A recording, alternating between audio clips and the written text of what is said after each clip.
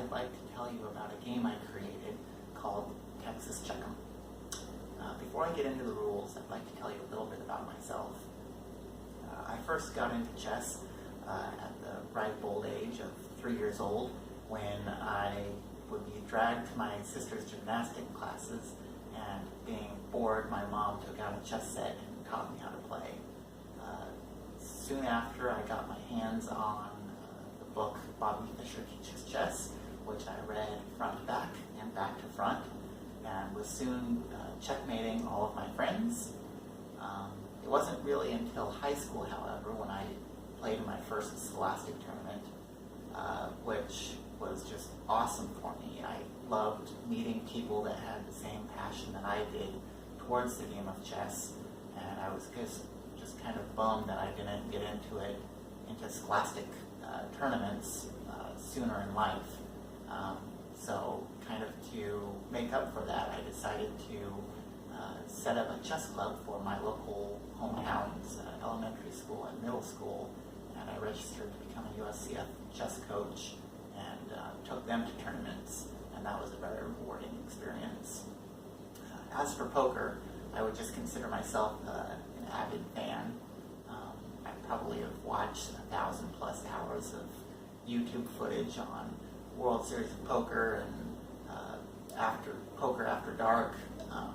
I remember watching the 2003 World Series of Poker Championships on TV and trying to figure out how to weave chips together or throw playing cards to cut open a banana like Chris Ferguson, or just spin a poker chip back to myself.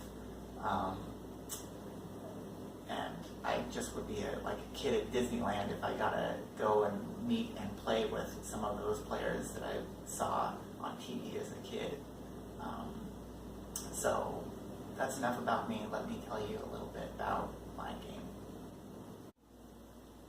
Texas Check'em can be played with a chessboard, some chess pieces, some poker chips for betting with, and a deck of playing cards.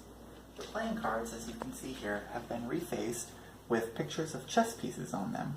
There are still 52 of them, but there are 16 pawns, 2 rooks, 2 bishops, 2 knights, 2 queens, and 2 kings for each color.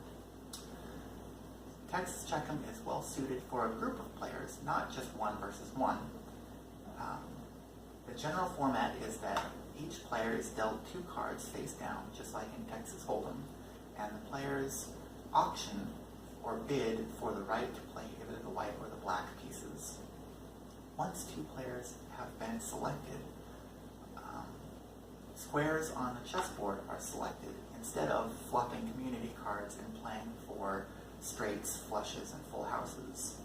While these squares are being selected, the players bet, and assuming neither of them have folded by the time all the squares are selected, the players play their cards and play the pieces on the selected squares, and the winning position gets to win the pot, or in the case of a draw, the pot is split. Because we're only dealing with chess endgames, most 6-man or fewer endgames are pretty obvious as to what the result is, whether one side is winning or if it's the drawn, which means that we can play many hands in a short period of time, which gives poker players the upper hand by using their money management strategies and their knowledge of opponents' ranges, their patience, and their bluffing skills. However, not all 6-men or fewer endgames are so simple. There are some tricky ones which only chess players will know, and they'll be able to use their knowledge of opposition and initiative and shouldering to figure out the tricky endgames, allowing them to make the most of the cards that they are dealt. I think that this marriage between the poker and chess gives each kind of player a fighting chance and still keeps the game fun and interesting as a spectator sport as well. So now let's try to play a couple of example hands to see how this works. For these examples, we'll assume that we have 4 players playing. The players begin by each emptying a chip, and the dealer passes out 2 whole cards to each player face down. For this example, however, we'll deal them face up so that we can see what's going on. We now have 2 rounds of auctioning where we determine who's going to play black and who's going to play white. We begin by figuring out who's going to play black. The player to the left of the dealer is obligated to begin the bidding at 1. Play then passes around counterclockwise. So player 2 looks down at 2 black pawns, which is a pretty good hand for black, and so we'll bid 2. Player 3 has a black bishop, which is not enough to even mate against a lone king, so they'll pass. Player 4 looks down at a pair of black rooks, which is an amazing hand for black, so they'll bid 3. Back to player 1 who passes. Player 2 might bid up to 4. Player 3 has already passed. Player 4 bids up to 5, and everybody decides to pass. So player 4 has won the right to play the black pieces and puts 5 into the pot. We now repeat the process for who's going to play white, with player 4 not participating because they are black. So player 1 again is obliged to begin the bidding at 1. Player 2 has only black cards, so they pass. Player 3 has only a white pawn, but since the pot's at 9, they can bid 2 and still get pretty good pot odds, and might be able to hold a drawn position, depending on where they're able to place that white pawn. So they bid 2. Back to player 1, who looks down at a white queen, which is a great hand for white and wants to play, so they bid 3, and everybody else passes. So for 3, player 1 has won the right to play white. So let's put these cards aside for a moment and move on to the next stage, where the dealer will begin selecting squares on the chessboard. Now, selecting squares can be done either with like a custom set of cards with coordinates on them, or with something as simple as a pair of 8-sided dice. But for this game, I've created a small app which will help us select squares quickly and efficiently. So let's place kings, and we have a king on e2 and a king on c5. We then select 2 more squares, and we have a white square on d7, which I'll place a marker on d7 and a black marker on e8. So at this point we pause, and each player, beginning with, the white player is given the option to bet. And so they're looking at their queen, and it's attacking whatever is going to be placed here on e8. And since white will probably be able to move first, they decide to bid 1. Conversely, black is looking at his 2 rooks and thinking that either a white pawn or a white queen or a white bishop are all going to be threatening to take his rook. And so he's not very happy with what squares have been selected. However, if another square is drawn that protects the rook, somewhere on this last rank or on the E file, then he might be able to hold onto a rook. So he'll call with 1. We then select 2 more squares. Okay, we have the squares A4 and G7 as chosen. A4 and G7. So white's position hasn't changed much. They're still probably planning on putting this queen on D8, with giving them the option of capturing either of these pieces. And so they'll bid 2. Black's looking down at his rooks and was not able to connect his rooks, and so he's probably busted.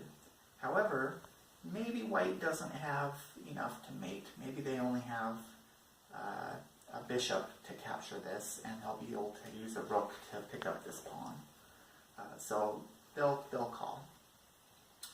So those get added to the pot, and the players beginning with whoever bid white plays their cards. So white has a white queen, so they'll choose one of the two white squares to place.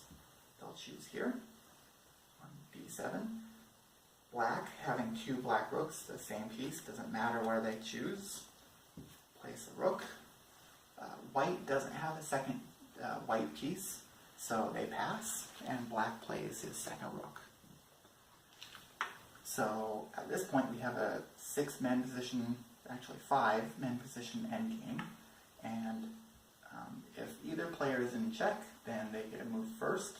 If either player is in checkmate, they lose immediately. So because black is not in check, white goes first, and white would take the rook, and we have a rook and king versus a king and queen, and there's no way for black to like skewer to win the queen back, and so this is a 1 position for white. So black would resign, and we would move on to the next hand. So as you can see, the hand was pretty quick and allowing us to play many hands. Let's move on to the second hand. Let's do another example.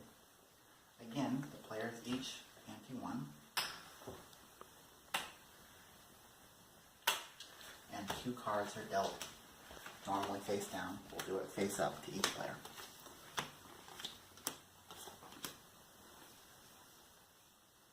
Good. A king. So there are 4 kings in this deck, and because you can't play an extra king on the board, the kings are actually given a special power. If you have a king in your hand, then after all the pieces have been played, you may play the king and move the existing king on the board to any square on the chessboard. So here the player has a black king, so they would be able to move the black king to any square on the chessboard, so long as it's not putting that king in check. This is a really awesome power to have. You can either have a king escape a dangerous side of the board, or move a king away from your pawn so that you can promote it, or move your king towards a pawn to help it promote. King positioning in the endgame is very important, as you probably know, and so it's a pretty nice card to have in your hand. Okay, so let's see how this hand would play out. Again, the player to the left begins bidding for black, and they'll bid 1. Player 2 has a white queen, so they would really rather play white and be able to move the black king, so they'll pass. Player 3 has 2 black cards, a black knight and a black pawn, which is an okay hand, so they might bid 2. Player 4 has nothing but white, so they'll pass. Back to player 1, who will bid 3, and then we'll say pass, pass, pass. So player 1 is playing black. We repeat for white. So because player 1 is playing black, we'll skip over to player 2, who is obliged to begin the bidding at 1. Player 3 passes. Player 2 will bid 2 because they have 2 pawns. Back to this player, we'll bid 3. We'll say we'll bid 4 with the 2 pawns, and then he'll go up to 5, and we'll have pass, pass. 5. So we have player 1 versus player 2. Player 2 is playing white. So let's set these cards aside, move the pot off of the table, and start selecting some squares. So again, we'll use the program here. Place kings. We have a black king on e8 and a white king on d7, and select 2 squares and a black square on f2 and a white square on g8. Okay, so at this point we pause for a round of betting, beginning with whoever is playing white, which is going to be player 2. They've got a white queen. They're not too happy with the square for the black king down here, because if they have a pawn, they'll be able to promote pretty quickly. However, because they have that black king in their hand, they should be able to move that black king away. So that doesn't worry him too much. It's still not too great for white. So we'll start with a modest bet of 1. Black, on the other hand, is pretty pleased. They'll be able to place their black pawn there and their black queen somewhere else. And they're not in check currently, so they'll maybe raise up to 3. And we'll call. Okay, so we've got a healthy pot this time. And let's see 2 more squares. Alright, we have a white square on G6 and a black square on D2. Okay, so at this point it's white to play, and they might go into a pretty deep think trying to figure out all of the possibilities of what black might have in their hand, what they're planning on doing with their cards, where they're going to place their white queen. And let's say that player 2 has been playing this for a while and comes up with a pretty good idea of what they're going to do. So they'll bid 2. And black, thinking that they're going to just promote and have 2 queens, immediately calls. Okay, so we have a pot established, and we begin by having white play their queen, and they decide to play the queen on G6 and not on G8. Black will play their pawn on F2, and then white says pass, and black plays their queen on D2. Okay, so now after the pieces have been played, white reveals that he's got a king, and so elects to move the king somewhere, and he decides to move the king.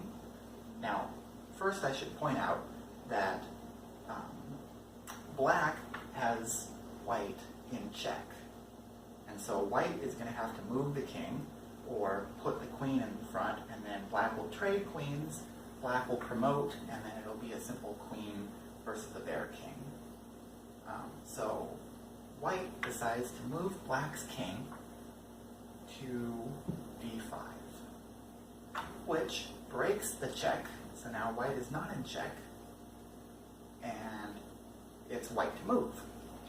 And here we've got a pretty cool puzzle where white plays to D6, check, skewering the king and queen. So the king runs to E4, and white takes D2 and declares victory. Says, cool, give me the pot. But black, being an experienced chess player, says, not so fast. I'm going to play king to F3, and because I have an F pawn, I'm going to claim a draw. And white says, no, the queen should be the pawn. So we have a disagreement, at which point we can either have the players play it out for a while or simply adjudicate it because we have an endgame that has 6 pieces or fewer. So let's just plug this in just to verify. So we have a pawn on F2 and a king on F3 and a queen on D2 and the white king up here, and it should be white to move and adjudicate, and indeed it says draw. So if you want you can look it up, but this should be a pretty simple draw for black, which kind of shows that you need some chess knowledge in order to play this game well. So that's 2 example hands. I hope you have an understanding for it now. For a full list of rules, you can check out the link below. And I hope you enjoyed the game. Goodbye.